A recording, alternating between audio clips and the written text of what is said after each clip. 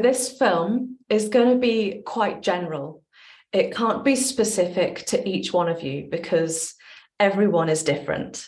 If you want specific to you help and support, then the best thing to do is to go onto my website, joannanahum.com. You go on my homepage and you'll see an extended call link, and then you can book a call with me directly and pay for it online. It's very easy. So in this film, I'm going to be talking about symptoms that you may be experiencing. I'm going to be talking about how you can help yourself with different tips and tricks and suggestions. When you get to the end of this film, and maybe you've taken a bit of time to try out some of these techniques that I've suggested, if you still feel like you need help, then click on the link in the description below and we can have a Zoom call for an hour and I can help you through this step by step. Okay, so I'm just going to briefly go over the tapering process just very quickly. Some of you don't know this, and I want to make it really clear to you. When you're taking a medication, you have to take regular blood tests to check the levels of the medication in your blood system. And this is all related to your metabolism and how quickly you process that medication, and your lifestyle, what you eat, how much sport you do, all these kind of things are taken into account. So when you're tapering off medication, there's a whole chunk of time at the beginning when you've probably coming off slowly, hopefully. You can come off in different ways. There's a time when the medication, even though you're still taking it, will drop to a sufficient level where in fact it won't be helping you anymore. So you will drop below that level and then you'll start to get some of these symptoms that I'm going to say in a minute, even though you're still taking the medication every day. So some people might think, oh, it's only when I get to zero, when I'm in what you might call the danger zone. But no, it actually happens before that time. Just be aware of that, because it's not going to be very clear for you exactly when that's going to happen. Okay, so let's start talking about the symptoms that you might feel when you start going under that level and the medication is stopping having an effect on your body and your mind. So you might really start to notice your emotions and your feelings a lot more deeply, a lot clearer, a lot sharper, maybe more mood swings. So what kind of emotions might come up for you? Sadness, anger, frustration. You might feel antsy, unsure, unstable, anxious, not sure what's going on. So because the medication is not kind of covering you in that kind of safety blanket anymore, those different emotions or feelings are going to come out and you're really going to notice them more. So there's going to be more ups and downs, more mood swings. And this is probably the longest part of the process of healing, is understanding yourself and knowing how to put in different techniques, different things that can help you get through those times when it's a bit more difficult and a bit more challenging. Yeah, it's all possible. So you might also start feeling overwhelmed, like everything's a bit too much, like there's more information coming in than usual. So you might be kind of wanting to be in a place of kind of more calm and stillness, more quiet, because it's just too much. So that's all absolutely normal. It's just part of the process. So you might find that it's a little bit more tricky than normal to manage the comings and goings of your everyday life, that it's getting a bit too much, it's too busy, and have a kind of pace that suits you. So just keep in mind that all of this is completely and utterly normal. You may have completely different symptoms than what I've just suggested. Another big one is that your sleeping pattern might change. So that might be in relation to drifting off to sleep. That might be more tricky for you. Or you wake up in the middle of the night, say 2 or 3 in the morning, and you find it difficult to get back to sleep again.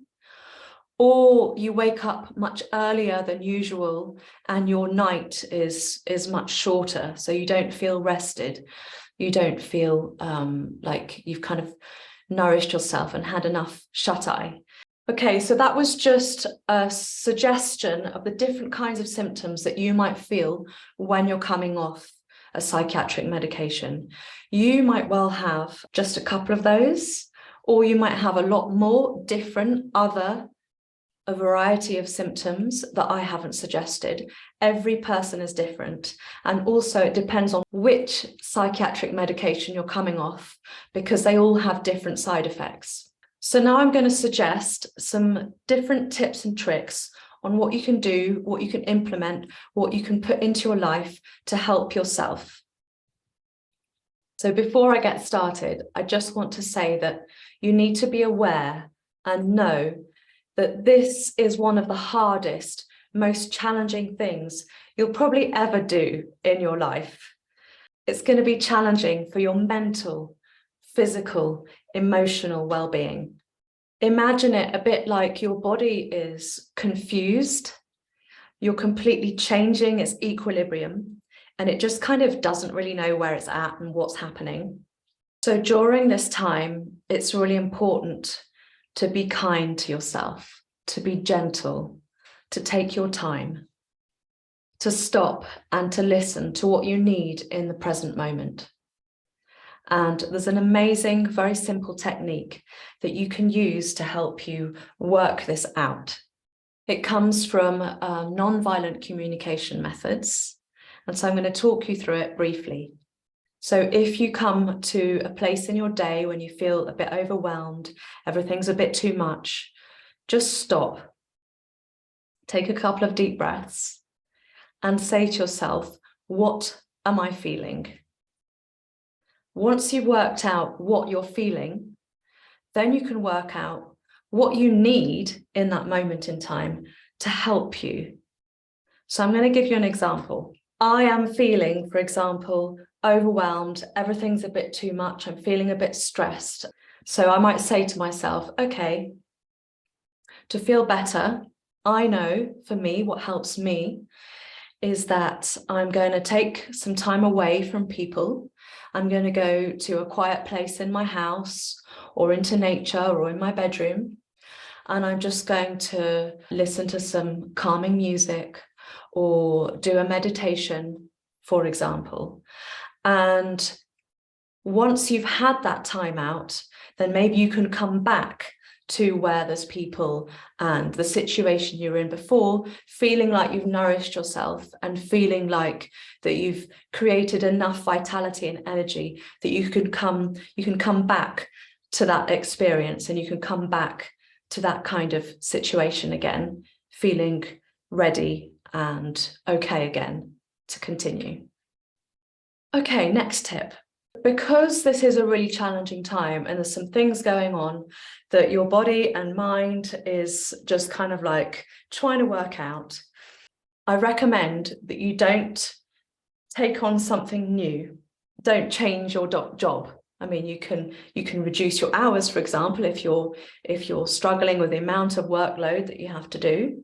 But something brand new, like I don't know, a new hobby or something, I would recommend to just kind of shelve that for the time being and just keep your life as simple as it can be. This will just make things easier for you to navigate through this time of more ups and downs and difficulty. Next tip, I would recommend not to dive in really deeply and work on yourself. This brings you to a place where you're going to be analysing deeply what's going on and your relationship with others and how you communicate and respond in certain situations. And that's just too much thinking. It's going to just kind of overload your mind of either going back to the past or going into the future.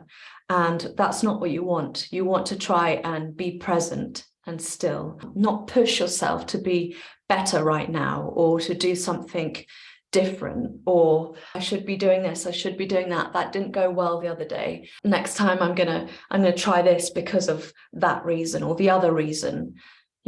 Just be gentle and kind and just go, okay, I'm not going to analyze. I'm not going to dive in deeply. And if you do want to improve and progress your being and yourself, then this is something that you can kind of shelve for the time being, and you can put it on your list of things to do for kind of 8-9 months down the line, or even a year down the line, when you've got to a place where you know that you're more stable and you found a new rhythm, and you can work through things more deeply and kind of push yourself, I suppose, in a way, to move on. But now is not the time to do that.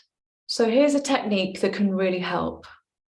What you can do is you can sit for 5 minutes, for example, and if you know you've got lots of thoughts in your mind, you just observe your thoughts and you watch them. And after each thought has come in, you label it. You label it as past, if that was a thought that took you back into the past, a memory, or a situation that happened a while ago or a long time ago. Or was that a future thought, something that you'd like to do in the future, or you'd like to talk to that person in a different way, or do you like a different outcome in the future? So just label it as future. And then you can even label present, because it might be something that you're feeling right now, or you're sensing, or something's uncomfortable, or there's something niggling you, and that's the present. So just realize that these kinds of reflections of going back to the past or into the future are not really helpful for you right now. And the most important thing is for you to be as present as possible. Yeah, the most helpful thing for you right now is to stay in the now. So these unhelpful thoughts about the past or the future, you can just shelve them, and you can come back to them when you feel ready, when it's the right time, when it's the right moment. Okay, so some tips for helping you stay present, or to learn how to be more present. Number 1, meditation. So I'm going to put a couple of links in the description below, which are things that you can look at, and you can see if it's something that's going to be helpful for you in your life and with your lifestyle. So there's an app called Headspace, which has so many different meditation techniques and different voices and different scenarios. For example, helping you drift off to sleep or calming down in the daytime. There's lots of different options. You can choose the length, whether you want 5 minutes, 10 minutes, 15 minutes. Some clients that I've worked with in the past have used meditations that are really analytical, and that's not what you want. You don't want to be thinking about, am I doing this? Am I doing the other? What do I have to think about in the past to make now okay? No.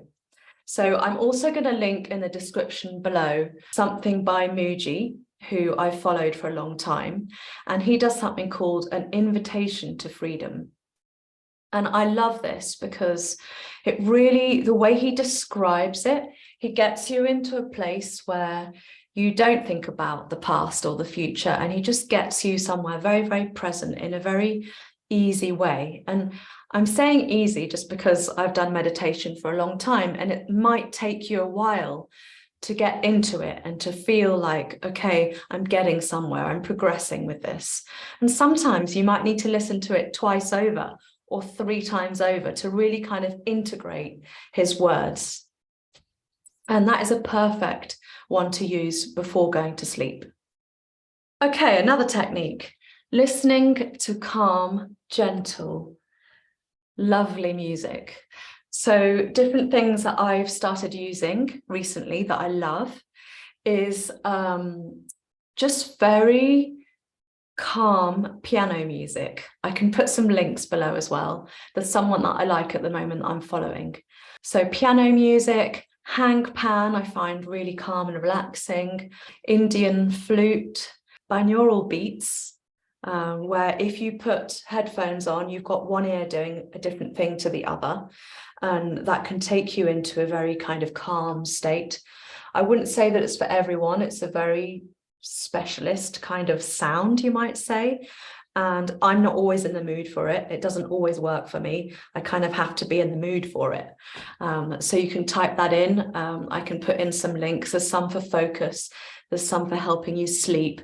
Some people really like white noise. Some people love the sounds of nature, the sound of the waves or a trickling stream, or the raindrops, or the wind in the trees and the rustling of leaves. You have to kind of choose what works for you and what suits you. And then breathing techniques, of course, are an amazing tip for changing your physiology and what's going on. If you notice that your breathing is really shallow, then you could literally just put your hands on your belly and notice the movement of the breath in the belly or on the chest, and just take notice. And just with that awareness of how you're breathing, without actually making any change at all, purposefully and forcing that change, you would just notice that something will take place and happen all on its own. If you want some specific breathing techniques that can help you, then that's obviously something we can discuss together, and you can book a 1-hour extended call with me and we can go through that together, and I can guide you through the technique. There's lots of different ones that can help, and I need to see what would be best for you and your lifestyle. You can do breathing techniques in different positions and postures. You could be standing. You could just stop somewhere in public and do it. You can close your eyes or sitting on a bench or a chair. You can recline on a sofa, or you can lay down on your bed or on the sofa or the canapé or wherever you're from. So there's lots of different options. This is the most simple tip to occupy yourself with physical tasks in your day. You can get creative with your hands, indoors or outdoors, for example. So you can make something, you can get creative. So you can do some cooking, some gardening, painting, knitting. Choose activities that you enjoy and make you feel good. That's the most important thing. And at the end, you have that feeling that you've accomplished something and you've got something physical that you can look at, and you know that you have done that, you have created it. And, you know, if it didn't turn out as you would have liked it, it doesn't matter. It's the fact that you've done something productive, and you can do that without judgment. Without judgment is the key. Don't judge yourself. Just know that you've put something into place, you've had an interesting time doing it, maybe you've learned something new, and that's what life is all about. Okay, the next one. Get physically active. A little bit every day is good. Go onto YouTube and find some exercise videos. I've got some great ones that I follow that I can link in the description below. You can do yoga, Pilates, weights, circuit training. Most of this, you don't need very much equipment. It's not expensive, and you can just do it at home when you feel like it and when it's right for you. Now, I wouldn't say that it's always the right moment to do exercise. If you feel tired, come back to that. What do you need from that feeling of tiredness? I need to rest. How are you going to rest? Now, if weights or circuits is like too much, a different exercise that is really nourishing and calming. I love water. So for me, going swimming is amazing. And you don't have to kind of do some hardcore lengths. You can just kind of wallow and move and enjoy the feeling of being in the water. So that's a really lovely technique. You've gone out, you've done something, but it's not necessarily making you sweat or get all red in the face and like got your heart pumping. So know that keeping physically active will also really, really help you with your sleeping pattern. So if that's going a bit crazy, then a bit more exercise really helps you get a little bit more tired, like you've used your body, and then it's kind of easier almost for your body to relax and to rest afterwards. But I don't recommend doing full-on hardcore exercise just before sleep, because then you're just not in the right place for sleeping. Another gentle, lovely activity to do to be physically active is to go outside, to go for a stroll or a walk in nature or wherever you live. You don't have to go far, you don't have to get into the car.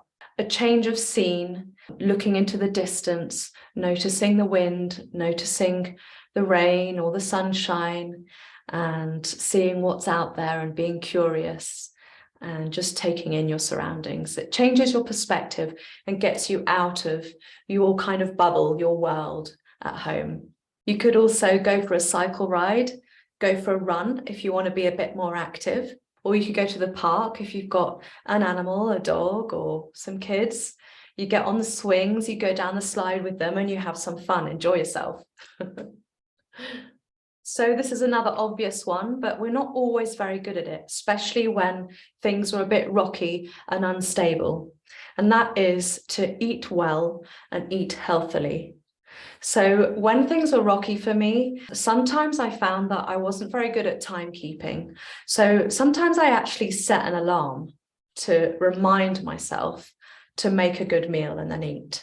So, get in your fruits and vegetables, buy some healthy yogurts, buy some herbal teas, or I've got a chicory drink that I love that's in a powder form. Sometimes I mix that with a little bit of chocolate powder. If I'm feeling cold, then like in my body, then I will eat something that's going to warm me up. So I'm taking care of myself in that way. Maybe I'll make some soup and I have a nice chunk of delicious bread with some butter on it.